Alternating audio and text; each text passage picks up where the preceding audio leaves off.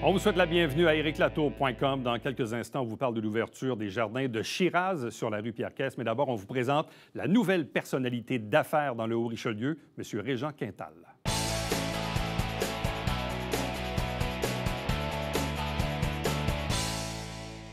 Vendredi dernier, c'était la grande messe à Saint-Jean-sur-Richelieu, le gala de l'excellence de la Chambre de commerce et de l'industrie du Richelieu, moment très attendu. Dans le monde des affaires, mais dans l'actualité aussi, parce qu'on décerne plusieurs prix, jeune leader de l'année, le prix coup de cœur, le prix hommage, d'ailleurs, qu'on va recevoir dans une autre entrevue, et bien sûr, la personnalité d'affaires de l'année. Cette année, il s'agit de Régent Quintal, qu'on connaît bien pour l'entreprise du groupe LML. Bonjour et bienvenue, félicitations. Merci beaucoup. Bonjour à vous aussi. Et c'est toujours un effet de surprise parce qu'évidemment, la personne qu'on choisit, qu'on désigne, ne le sait pas. Non, je m'en doutais pas. Il y a toujours un petit jeu, un petit piège, évidemment, pour vous faire mordre à l'hameçon. Je sais que vous allez à la pêche dans les prochains jours. Oui. Mais dites-moi un peu, dans quel contexte? De toute façon, généralement, c'est le genre d'événement que vous allez occasionnellement, je présume? Oui, bien, c'est ça. Je pense que j'ai juste celui de l'an dernier que j'ai manqué parce que, comme vous dites, c'est une tradition annuelle que je vais à la pêche. Fait que lorsque ça arrive dans la période... Des fois, c'est comme sacré, cette période-là de pêche. Là. Même si on ne pogne pas un poisson, c'est pas grave. Et là, quand est arrivé le moment de désigner la personnalité de l'année, évidemment, tout le monde se tourne un peu vers les écrans. Mais là, le pire, c'est que vous étiez là en entrevue, en train de livrer un témoignage. Oui, bien c'est ça. On m'a piégé. Je m'en allais, justement, on m'avait approché pour demander là, la personne qu'on m'avait dit qui serait la personnalité de l'année. On m'avait dit que c'était une personne bien connue à Saint-Jean. Fait que là, je m'en allais là, moi, justement, pour... témoigner toutes ces choses-là. Fait que là, c'est ça. Je voyais pas ce que c'est que je m'attendais à l'écran. C'est ça. Moi, j'étais assis pas très loin de vous. Je regardais votre réaction. Là, vous avez fini par saisir que c'était vous, là. Bien, je comprenais pas, parce qu'il y a des personnes que je connaissais très bien qui étaient en train de parler. Là. J'ai comme réalisé là, que ça fitait pas avec ce que je m'attendais. Bon, en même temps, le fait d'honorer Régent Quintal, groupe LML, c'est quand même un morceau important du monde d'affaires à Saint-Jean-sur-Richelieu. Ce que vous avez bâti, c'est quand même un gros morceau, là. Bien, d'un, comme je vous dis, on est rendu à un niveau, on dépasse pas mal la compétition. Là. Ma compétition, elle se trouve présentement plus à Montréal, plus... On couvre pratiquement tout le Québec aujourd'hui. Fait que, comme je vous dis, la gang a grossi. On a des ingénieurs, on a beaucoup d'universitaires qui travaillent chez nous. D'origine, quand j'avais acheté la compagnie, on était 6 dans un bureau. Puis là, aujourd'hui, on est plus de 50. Fait que c'est sûr que c'est beaucoup de travail, de tête. Il y a moins de manœuvres, de travail de manœuvre, là, mais il y a beaucoup de dessinateurs, d'ingénieurs, des monteurs. Vous avez acheté ça en quelle année? En 1995. Dans quel contexte? Bien, c'est un peu particulier. Moi, j'avais été chercher mes licences d'entrepreneur électricien, mais j'étais comme ambivalent entre partir à mon compte ou de leur demander. J'ai dit les pires des choses, ils vont me dire non. Je leur avais demandé de travailler en sous-traitance pour eux autres. Puis ils m'ont dit oui. Fait que j'ai comme resté surpris. Fait que là, je m'intéressais beaucoup à le type de travail que je faisais, mais j'étais plus entrepreneur. Fait que, à ma grande surprise, ils m'ont dit oui, mais un mois après qu'ils m'aient dit oui, le président est décédé. Fait que là, ils se sont retrouvés plus de licences pour l'entreprise. Puis ils m'ont demandé de fournir mes licences pour l'entreprise. Puis j'ai dit oui, mais on pourrait peut-être négocier pour j'aimerais ça vous acheter. Fait que ça s'est fait en l'espace de quelques mois. Mais qu'est-ce qui fait que l'entreprise est passée de 6 à 50 employés? Bien, on était 6 dans le bureau. Puis là, on est 50 dans le bureau, mais en tout, on est plus que 150 employés chez nous. Au total. Oui, c'est ça, parce que c'est pas juste du travail de bureau. On fait beaucoup de chantiers aussi. Fait que, bien, qu'est-ce qu'il a fait? C'est que quand j'ai acheté l'entreprise, c'était LML électrique. Ouais. Puis après, moi, j'avais comme... dans le fond, LML faisait du contrôle industriel. Puis les contrôles industriels sont devenus des contrôles électroniques puis de programmation. Aujourd'hui, c'est plus des relais qu'on branche, on les dessine, les relais, on dessine les fils, puis tous les contrôles se font à partir des automates. Fait que là, moi, j'avais décidé de faire un cours à Saint-Jean par le cégep de Saint-Jean. Ça n'existait même pas. Ils ont été voir le ministère de l'Éducation pour savoir s'ils étaient prêts à monter un cours, puis payer pour qu'ils fassent ça au cégep à Saint-Jean. Après ça, à ma grande surprise, il ne me l'avait pas dit, il avait été voir les propriétaires d'LML électrique dans le temps pour leur demander si c'est vrai qu'ils avaient demandé ça, puis s'ils pouvaient aller voir les clients, savoir si les clients avaient besoin de ça. Fait que là, Ils ont été se présenter chez les clients. Puis les clients, ils ont dit oh, oui, on aimerait ça avoir... de la formation là-dessus. On aimerait même envoyer nos propres employés. Fait que c'est à partir de ça, comme je vous dis, l'automatisation. Après ça, bien, on a développé un créneau qui est les travaux civils. Aujourd'hui, on a des pelles, des pépines, puis des camions nacelles qui vont jusqu'à 100 pieds. On a beaucoup de camions 12 roues. Après ça, on a parti à un autre département qui est la mécanique. Ouais. Puis aujourd'hui, bien, on s'enligne vers un autre département qui est le département d'énergie, qu'on appelle Énergie Net Zéro. C'est une nouvelle filiale de LML. Bon, moi, je vous ai connu beaucoup par ça, parce que vous êtes quelqu'un quand même de relativement tranquille. Vous n'êtes pas quelqu'un qui prenait le plancher beaucoup dans la vie. Puis il y a quelques années, j'animais un panel sur l'environnement organisé par la Chambre, puis vous étiez dans les panélistes. Oui. Et là, je me rappelle, j'avais demandé au directeur de la Chambre, j'ai dit, pourquoi M. Quintal est là? Il m'a tout expliqué, évidemment. Votre vision d'avenir, de la consommation d'électricité, les panneaux solaires et tout le truc. Puis là, évidemment, vous en avez parlé à l'occasion de cette journée-là. Vous, c'est bizarre parce que là, vous êtes dans le monde de l'électricité, Oui. mais en même temps, vous essayez d'en consommer le moins possible. Comme vous dites, c'est particulier. C'est très drôle en plus parce que, j'ouvre une parenthèse, au cours de la soirée, il y avait des gens d'Hydro-Québec qui étaient au gala. Oui. Puis là, c'est ça, j'ai croisé la dame d'Hydro-Québec. C'est quand même assez particulier. J'ai dit, la personnalité de l'année travaille dans le monde de l'électricité, mais il n'en consomme pas beaucoup. C'est pas un client payant. C'est vrai, mais il y a beaucoup de contrôle pour arriver à ça. En tout cas, il y a différentes choses qu'on a développées. Un peu moi, j'ai l'impression que vous êtes un peu comme en avant de votre temps. Là, aujourd'hui, tout le monde parle d'électrification des transports, les batteries, les panneaux solaires, mais vous étiez là-dedans bien avant tout le monde. Là. Bien oui, comme vous dites, c'est un peu, ça me fait rire, moi, présentement. On parle de tout ça, mais comme je vous dis, j'ai commencé à travailler là-dessus puis expertiser beaucoup de choses qui ont rapport avec l'énergie, entre autres les panneaux solaires que j'expertise. Puis, à ma grande surprise, nous autres, on est une compagnie qui est spécialisée dans les tests. On a une compagnie qui s'appelle ProTest, puis on fait des tests à tous les niveaux. Entre autres, on fait des tests de thermographie. Puis on s'est aperçu que la plus grosse perte d'énergie du bâtiment était à la fenêtre. Fait que là, à partir de là, bien, on a travaillé au niveau de la fenêtre. On a essayé de trouver du monde qui pouvait nous diriger pour essayer d'installer de quoi qui était mieux qu'une fenêtre standard. Après ça, ils nous ont donné différentes sources des solutions pour améliorer la fenêtre, puis il n'y avait rien qui me satisfaisait. Fait que dans le fond, j'ai fait venir de quoi sur Internet, j'ai commencé à faire des tests, puis j'ai réussi à couper les pertes d'énergie des fenêtres. Je les ai coupées pratiquement de 60 %. Fait que ça m'a beaucoup surpris.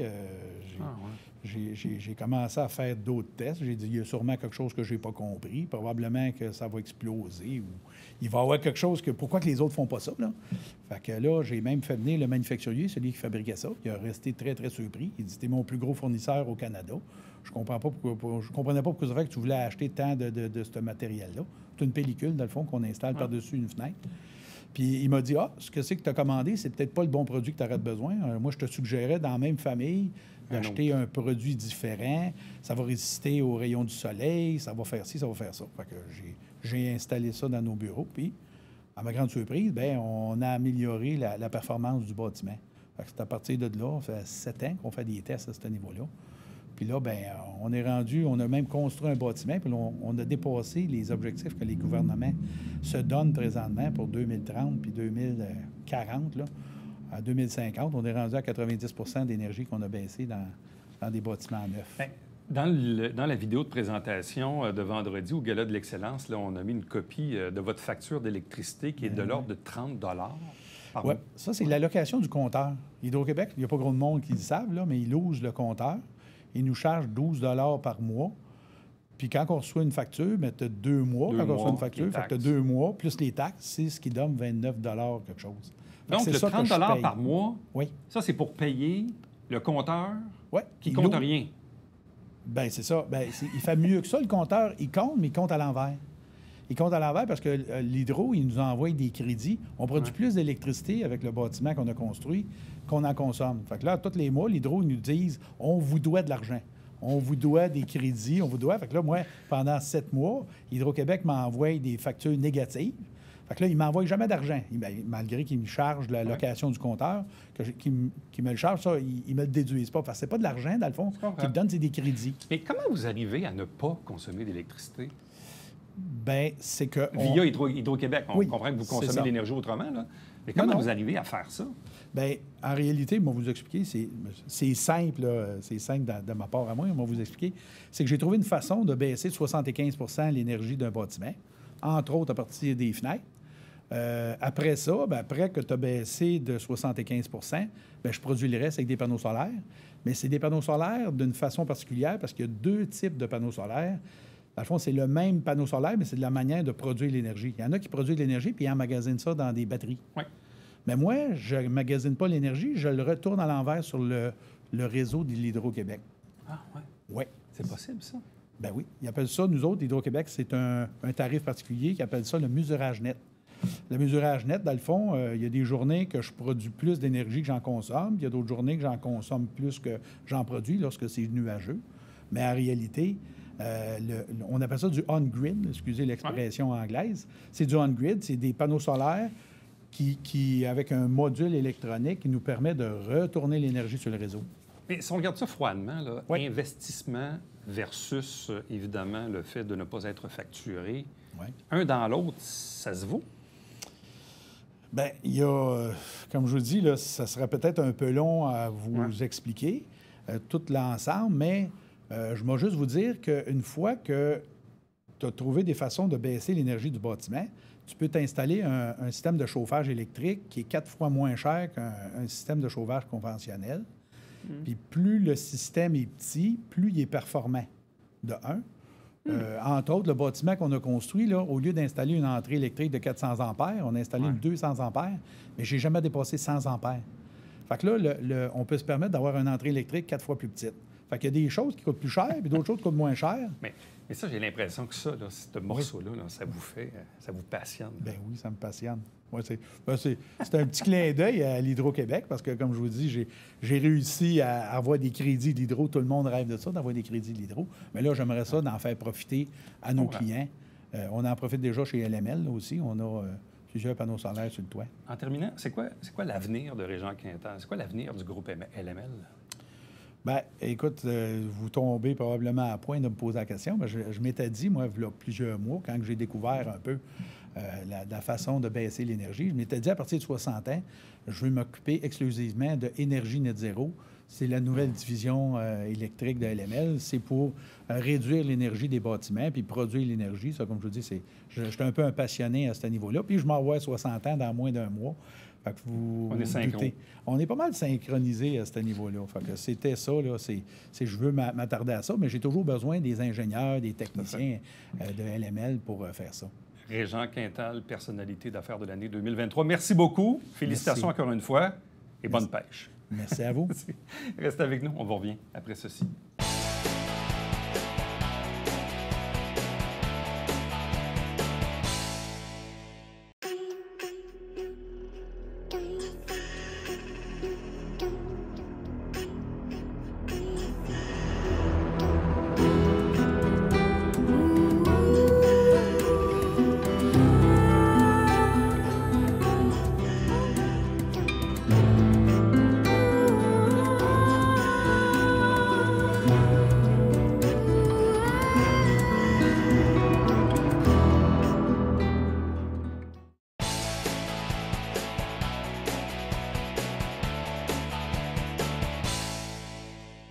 Un nouveau resto voit son apparition sur la rue Pierre-Caisse, de l'autre côté du carrefour Richelieu.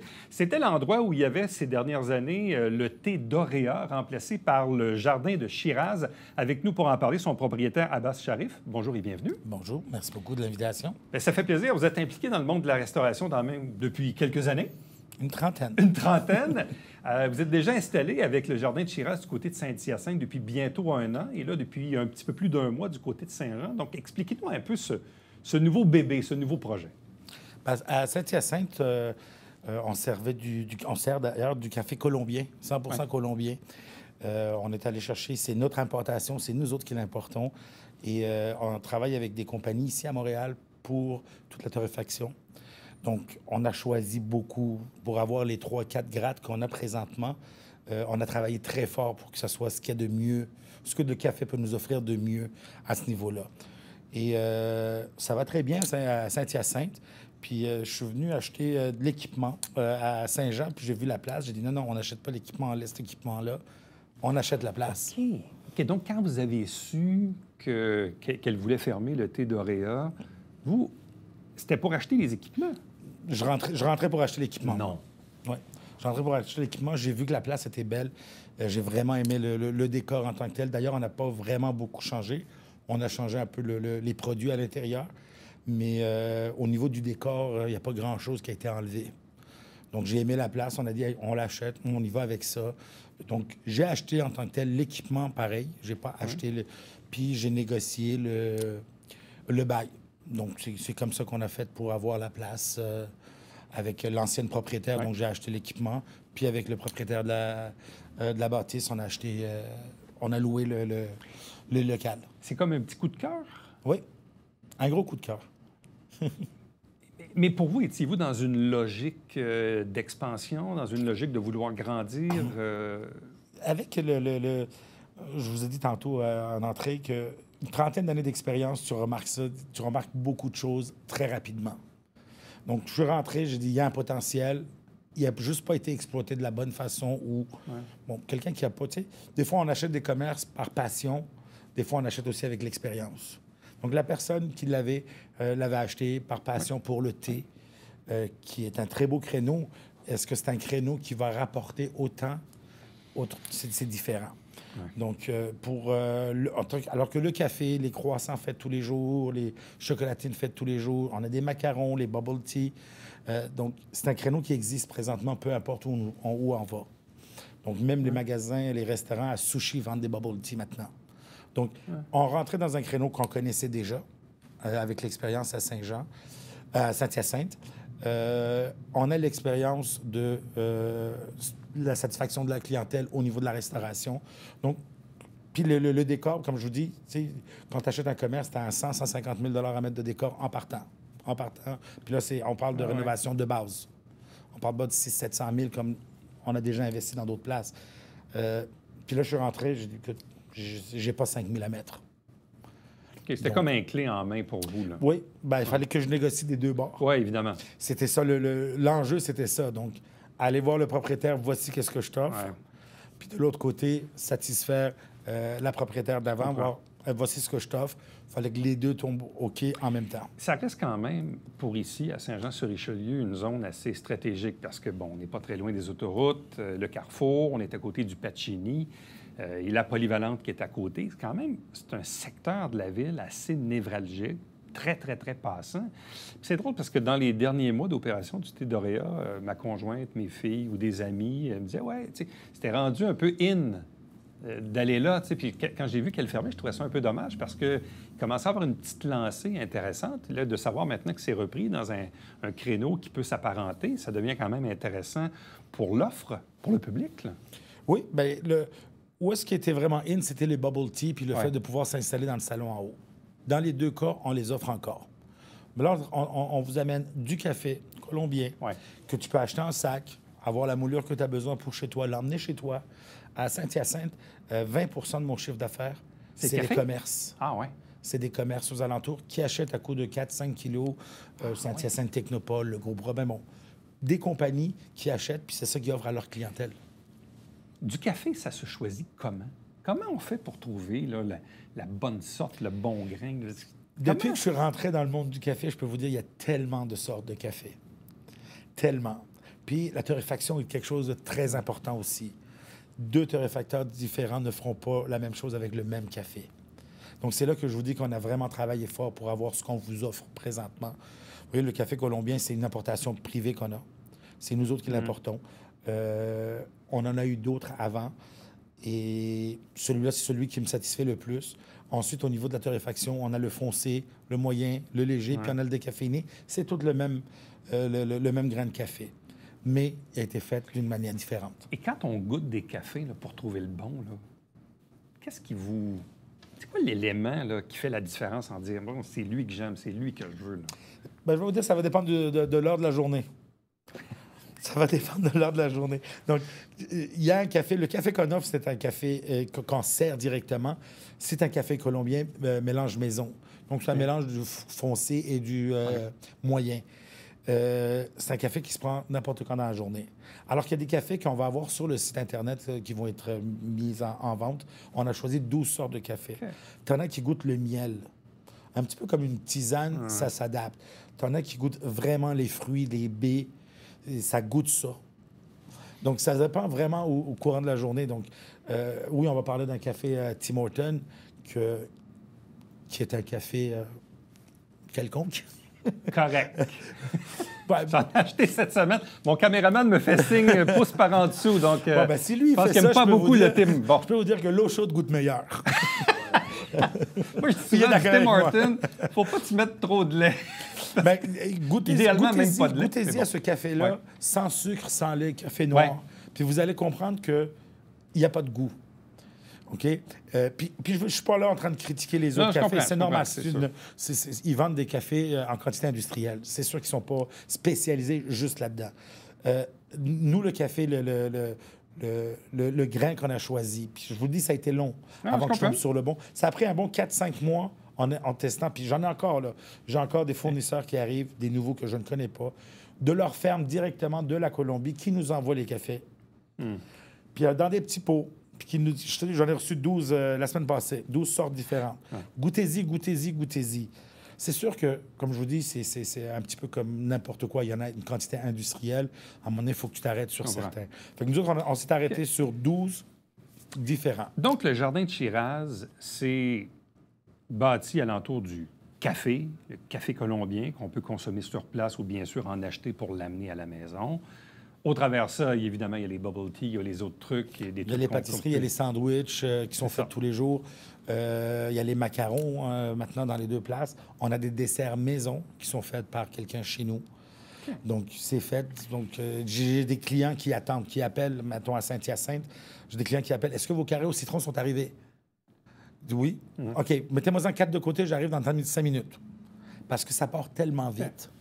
Les heures d'ouverture, parce que quand même, vous êtes dans un secteur névralgique, il y a même l'hôpital, il y a beaucoup d'employés, tout ça. Est-ce que vous réussissez à être ouvert 5, 6, 7 jours semaine? On est ouvert 7 sur 7 7 présentement. sur 7? On est ouvert 7 sur 7. Vous avez assez d'employés pour ça? Je travaille fort. Vous avez trouvé- Non. 7 sur 7? 7 sur 7, on est ouvert de 7 h le matin à 9 h le soir durant la quand même. semaine. Ah, ouais. 8 h à 8 h la fin de semaine. Ça, pour l'instant, c'est l'horaire Wow. des deux places. Bravo, parce que c'est pas tout le monde qui réussit à faire ça. Hein. Non, ben, même si vers la fin de la journée, je perds un peu d'argent, on perd un peu d'argent, je veux le garder, puis je veux y aller avec les besoins. Pour l'instant, c'est l'horaire des deux Donc, places, 7 à 21 sur semaine, 8 à 20 le week-end. le week-end. Là, je suis en train de penser, peut-être à cause de l'hôpital qui est à côté à Saint-Jean, peut-être voir si on est capable d'ouvrir la nuit. Ah, ouais. Justement, juste pour dépanner ce monde-là qu'il passe. C'est sûr que j'ai pas de clientèle de l'autoroute qui arrête pour prendre un café. Pas tant, non. C'est pas... OK? ouais. Puis quand tu sors de l'autoroute, là, de la 35, il faut que tu fasses un U-turn pour pouvoir rentrer chez nous. Donc, je sais que là-dessus, c'est un problématique ici à Saint-Jean. Mais OK. ça vaut le détour à venir chercher ton café au moins pour l'emmener chez toi. OK. Donc, c'est là-dessus que je me base. Donc, Jardin de Shiraz sur Pierre-Caisse à Saint-Jean, ouvert depuis un peu plus d'1 mois. Vous en avez un autre à Saint-Hyacinthe depuis bientôt 1 an. Ouais. Mais vous êtes en restauration depuis une trentaine d'années. Parlez-nous un peu de votre parcours. En restauration, je vous dirais depuis une dizaine d'années, quinzaine d'années, mais je suis dans le monde du divertissement, du spectacle, du showbiz depuis 30 ans. Organiser des shows, des spectacles, des festivals, des nightclubs, des bars d'hiver. Je suis là-dedans depuis l'âge de 15 ans. C'est illégal, mais c'est... Oh, pas grave. On est tous rentrés d'un bar avant 18 ans. Mais moi, j'ai commencé à faire de l'argent On à n'est 15 pas en ans. prison. J'ai commencé à faire de l'argent à 15 ans dans un bar. D'ailleurs, le bar était à Brossard, puis les propriétaires étaient des gars de Saint-Jean. Ah oui, en plus? On les connaît peut-être. Mais du côté de Saint... avez-vous d'autres restaurants aussi actifs en ce moment? Oui, on a j'ai le White Rabbit à Saint-Hyacinthe. Le White Rabbit, on a 4 succursales en tout, mais moi, je m'occupe vraiment de Saint-Hyacinthe. Celui de Sainte-Julie aussi, je suis actionnaire là. J'ai la brasserie La Poudrière à Belleuil, qui est là depuis 52 ans, si je ne me trompe pas. Ça, c'est une circonstance. On l'a pour quelques années seulement, 2-3 ans. Mais on a pris ça au mois de novembre. OK. Là, avez-vous d'autres projets? Ben oui. On ne s'arrêtera pas Ça à 5 arrête jamais. On ne s'arrêtera pas. Non. C'est sûr que le country m'intéresse. OK. Un resto-bar country m'intéresse. c'est sûr et certain. Retourner peut-être un peu dans les festivals, puis tout ça aussi, ça m'intéresse. C'est sûr que là, avec la pandémie qu'il y a eu, le manque de main-d'œuvre, bon, c'était un peu plus difficile. Mais juste avant la pandémie, j'avais le festival country qu'on avait fait à Saint-Hyacinthe. Mais justement, on le sait, là, la pandémie, restauration, inflation, pénurie de main-d'œuvre, bref, c'est, comme on dit, c'est tout un melting pot, là, pour prendre un anglicisme. Comment on se tire d'affaire dans tout ça? C'est pas facile. C'est vraiment pas facile. On a une génération qu'on a perdue. On les a perdus, littéralement. J'engage plus des 18, 19, 20 ans. Je vais engager des 17 ans, des 16 ans. Ah ouais. Ouais. Il y a 2-3 ans qu'on a perdu avec la pandémie. Écoute, c'était du monde qui recevait de l'argent à rien faire. Et aujourd'hui, c'est ça. Puis de plus en plus, ça avance. Tu t'en rends compte qu'ils ne veulent pas rentrer, bien, ils ne rentrent pas. Ils ne t'appellent pas, puis ils ne rentrent pas. Puis... OK. Et ils se disent, il va me reprendre, il manque de staff. Ou c'est toujours comme ça. On a ce problème-là. Puis je vous dis, en parlant de tous les restaurants, oui, en général. C'est vraiment généralisé. OK. Là. Généralisé. Là. Puis là, ça négocie leur salaire à la hausse. Puis c'est même le salaire minimum qui vient d'augmenter. Pour juste vous dire, mettons, le salaire à pourboire qui a augmenté de 80 cents. En 2 semaines, pour moi, juste à une place, ça fait un différentiel d'à peu près 1 400 $. Ah oui, hein. Donc, calculez-les à 5, 6 places, 7 places. C'est beaucoup. C'est un 5-6 000 $ par semaine. De nouvelles charges. De nouvelles charges que tu n'as pas plus d'activité, là. Oui, c'est intéressant. C'est tout un domaine. Je vous lève mon chapeau parce qu'effectivement, les dernières années n'ont pas été simples, disons. Non. Mais bref, vous avez toujours des projets. Et là, bon, il y a ce nouveau bébé qui est le Jardin de Chiraz sur Pierre-Caisse. Donc, au plaisir d'y aller. Merci beaucoup. Merci à vous. Attention, restez avec nous. On vous revient après ceci.